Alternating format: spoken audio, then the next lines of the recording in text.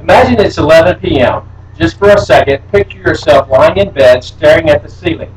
You've got a big project that you want to start first thing tomorrow at work, but you just can't go to sleep. Have you ever had this happen? Or have you ever been in a meeting at 2 o'clock in the afternoon and had to force yourself to stay awake and hope that your boss doesn't notice your long blinks? Consuming too many drinks with caffeine or other stimulants can lead to dependence or addiction and have negative impacts on your body. Among the many results can be difficulty falling asleep at normal times or dependence on stimulants to stay awake in the middle of the day. There was a time when I started the day with a large cup of coffee and then spent the rest of the day drinking sodas and teas.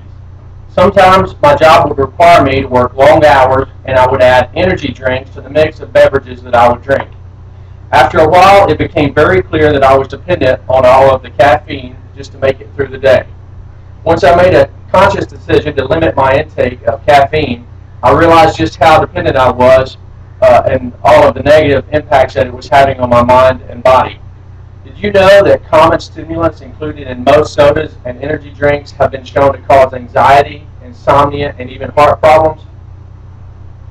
Today I will tell you about the common stimulants, the foods that contain these stimulants, and how they are typically consumed, and the health impacts of consuming them too often or too much.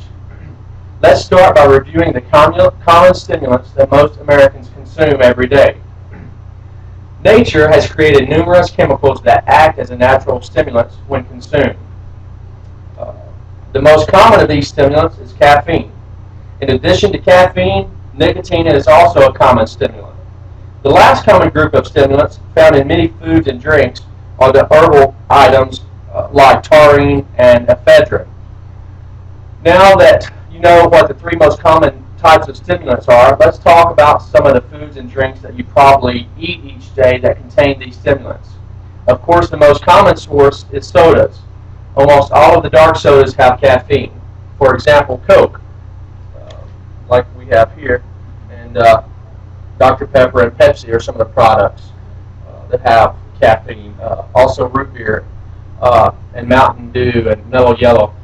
You can also check the ingredients on the container to see if your drink contains caffeine. Some do not, like this caffeine-free cola, as you can read on the cola here. Besides sodas, there are numerous other drinks that contain stimulants. Coffee is an extremely common stimulant drink because of the high quantities of caffeine it contains and the number of people that drink coffee on a regular basis. Almost all types of tea are also high in caffeine. Energy drinks, of course, also combine both caffeine with many of the herbal stimulants that we discussed earlier. In addition to drinks, cigarettes and many foods also contain stimulants. Chocolate is probably the most notorious food that contains caffeine. A lot of the packages you can see, on the back will state whether they contain caffeine or not. Besides chocolate, any food naturally flavored with tea or coffee also has caffeine, like some flavors of ice cream and tiramisu.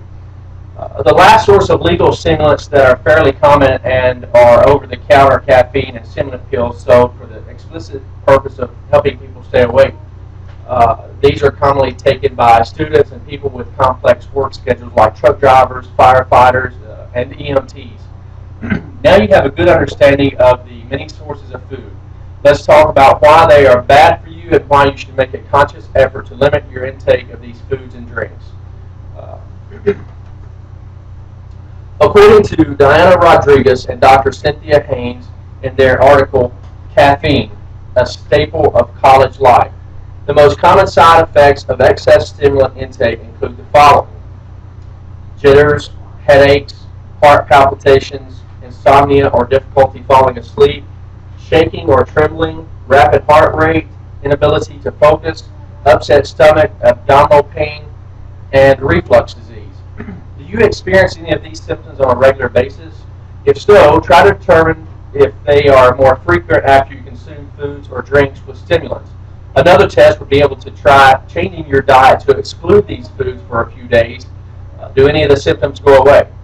The timing of caffeine intake is also important. Early in the morning and late in the evening, when your metabolism is slower, your body doesn't process the caffeine as quickly, and it is more likely to have a bigger impact on your body. In particular, if insomnia is a problem for you, try to stop eating or drinking the food and beverages that I mentioned earlier 4 to 5 hours before bedtime. One thing to keep in mind is that most people can easily become addicted to caffeine and stimulant intake. As a result, if you dramatically change the amount that you consume on average, you could notice side effects. For example, if you reduce your caffeine intake from 5 sodas a day to just 1 with a slow transition, you may have headaches or experience major drowsiness at the times when you normally would consume a soda. If you plan to dramatically change your caffeine intake, you should do it slowly to allow your body time to transition.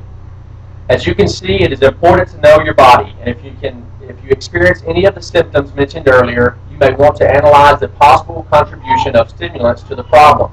There are many types of stimulants found in many of the foods and beverages that we consume. If consumed too often, these stimulants can cause numerous physical problems. You can actively improve your well-being by monitoring your intake of caffeine and other stimulants. If you want to have more energy and reduce your dependence on artificial stimulants, change your diet. Thank you.